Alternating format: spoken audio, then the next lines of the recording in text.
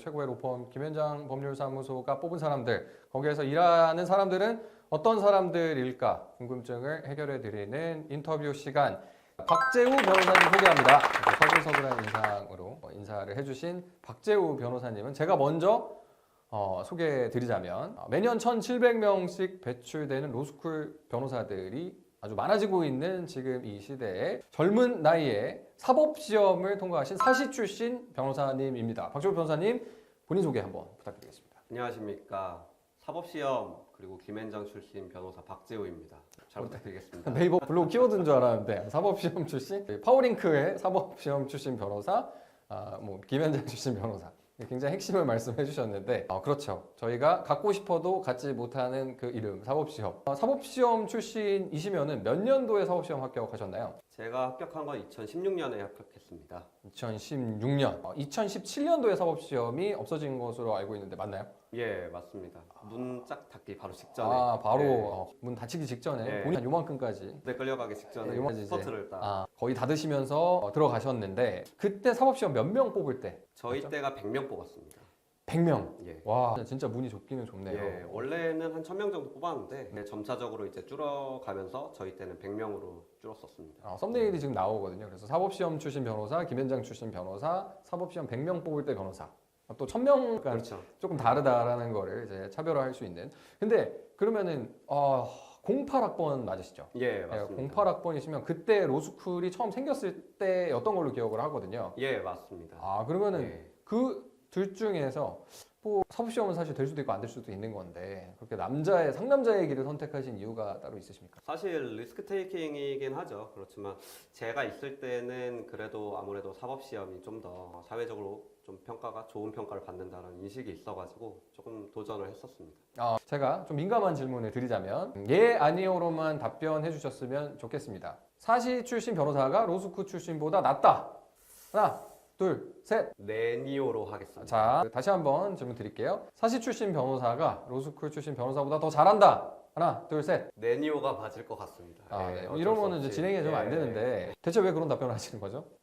이게 확실히 그 상담 같은 경우는 로스쿨 분들도 상담 같은 경우는 굉장히 뛰어나고 상단이라고 하면 이렇게 좀 우리가 그렇죠. 위아래를 스펙트럼이 있다고 할 스펙트럼 조금 위에 있는 그렇죠. 애들은 네. 좀 괜찮다. 정말 어리고 똑똑하고 좀 브릴리언트한 그런 저희 법무법인 초월 같은 그런 친구들이 있는 반면에 이제 집단의 하단 같은 경우에는 좀 제 주변에서도 듣기로는 황당하게 일 처리한다 이런 경험담도 들리고 해가지고 그래서 변호사 선임할 때는 저희 같이 선별된 친구들을 하시는 게 낫지 않을까. 그런 좋습니다. 것도 있습니다. 교과서적인 답변인데 그러면 수험 기간은 어느 정도를 보내신 건가요? 사법시험 준비하시면서? 저는 한 5년 정도 한 것 같습니다. 그러면 5년 동안 정말 많은 일이 있으셨을 것 같은데 사법시험 준비를 하셨을 때 보통 고시 합격 수기 같은 거 보면 재밌는 사연들 많잖아요. 그 중에서 박재우 변호사님도 좀 재밌을 만한 사연 하나만 말씀해 주시면 좋을 것 같아요. 제가 원래는 학교 때 술을 엄청 많이 먹어가지고 네.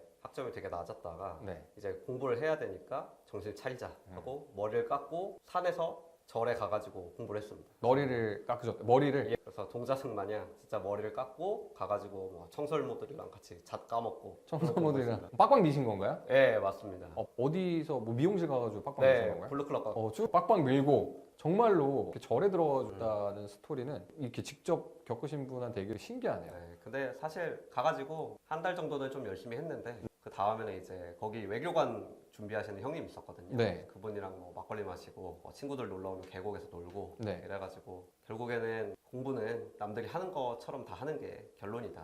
그게 그거- 맞다. 막걸리 먹고 계곡에서 술 먹는 빡빡이. 공부한다고 깝치던 시절이었다. 그렇군요.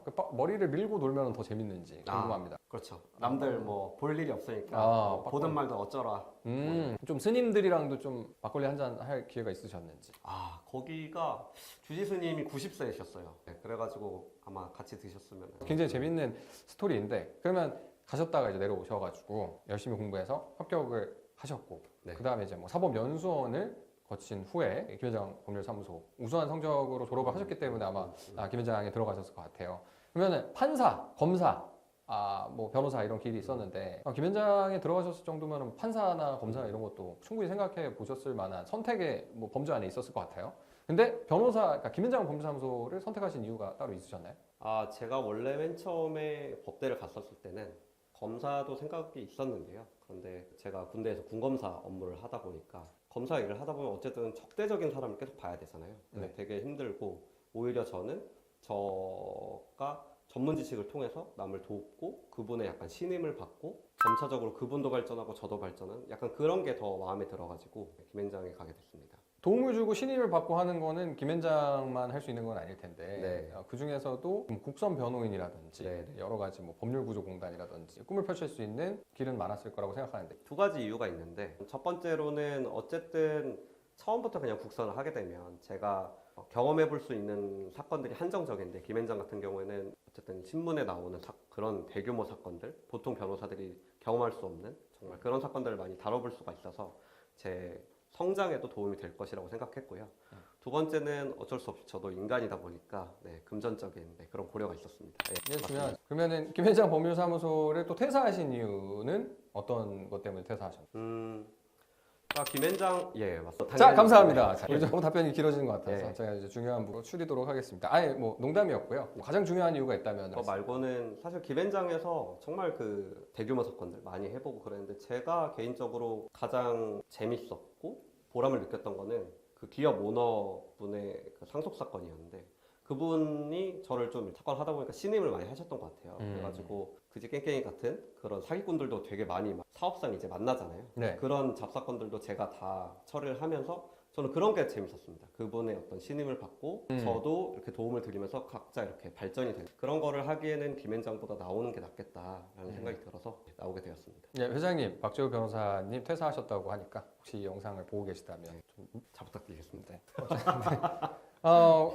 굉장히 또 특이한 게 이렇게 공부를 많이 하시고 사법시험까지 통과하시고 연수원 우수한 성적으로 졸업하셨는데 미국 캘리포니아주 변호사 자격까지 갖고 계시다고? 그 군법무관 때 취득을 했는데요. 사실 그 김현장에 컨펌된 다음에 선배님께서 그 군법무관 기간에 뭐 하면 좋냐라고 하니까 영어 공부하면 좋다라고 말씀하셔가지고 하게 됐습니다. 영어 공부를 하기 위해서 변호사 자격을 원래는 뭐 토플 같은 것도 했는데 네. 재미가 없더라고요. 그래서 뭐 어쨌든 똑같은 법이니까 나중에 배워두면 도움이 되겠다라고 해가지고 영어 공부 겸 해가지고 공부를 했습니다. 공부가 재미없어서 변호사 공부를 해봐. 네. 그렇죠. 그러니까 김현장에 어떤 사람들이 가는지를 조금 단적으로 보여주는 좋은 사례인 것 같습니다. 그러면 이제 그 전 직장에서 가장 많이 했던 주요 분야가 있으시다면은 좀 간단히 소개를 해주시죠. 저는 크게 세 가지를 했는데요. 아까 그 말씀드렸던 그 기업 오너나 재력가 분들의 기업 가사상속 사건, 또 하나는 IT 프라이버시 사건들, 뭐 해킹 사건, 대규모 해킹 사건들 그런 거 했었고, 또 하나는 M&A랑 파이낸싱 같은 그런 기업 법무들 그렇게 세 가지 권역으로 했었습니다. 그러면 그 IT 쪽은 지금 고려대학교 정보보호대학원 석사과정이신 걸로 아는데 석사과정 수료하신 건가요?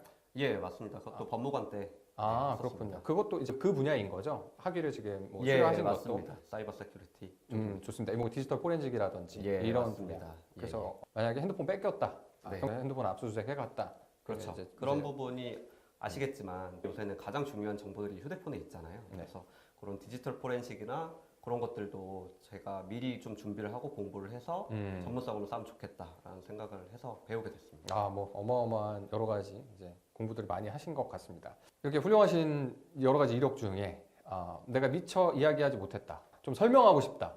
우리가 이제 키워드로는 사시 출신 변호사, 사시 100명 뽑을 때 된 변호사, 김현장 출신 변호사. 이거 지금 키워드 잡혔거든요. 근데 이렇게 짧은 키워드로 표현하지 못하는 나의 자랑거리 하나 있다면? 제가 예전에 그 서울 북부지검에서 사건을 처리한 적이 있는데 그 사건이 그 검사가 임용되면 가는 법무연수원에서 케이스 스터디 사례로 잡혀가지고 들어갔다고 알고 있습니다. 지금 검사들은 내가 했던 거를 배우고 있다. 네, 내가 했던 배웠다. 일을 그거를 교보제 삼아서 배웠다. 맞습니다. 그게 중고차 오토론 관련된 사건인데 네. 당시에 피의자가 보통 전과를 찾아보지 않습니까? 근데 전과가 살인전과여가지고 되게 섬뜩했던 그런 사건입니다. 그렇군요. 근데 아무튼 그 사건에 잘 처리를 하셔가 더도 말고 덜도 말고 이만큼만 해라. 그런 거잖아요. 네. 자, 그렇다면 이제 거의 다 왔으니까 마지막 질문 하나 드리겠습니다. 나에게 로스쿨이란? 배울 게 많은 친구들. 그 친구들이. 정말 근데 한참 더 배워야 뛰어나신 되는 분들이 친구들. 많아가지고 네. 예를 들면 임현서 변호사님처럼 네. 뛰어나신 분들 많이 있으니까 배울 게 많다고 저는 생각이 듭니다. 근데 조금 더 배워라. 조금 더 배우도록 열심히 노력해 보겠습니다. 한번 잘해보시죠. 화이팅! 감사합니다.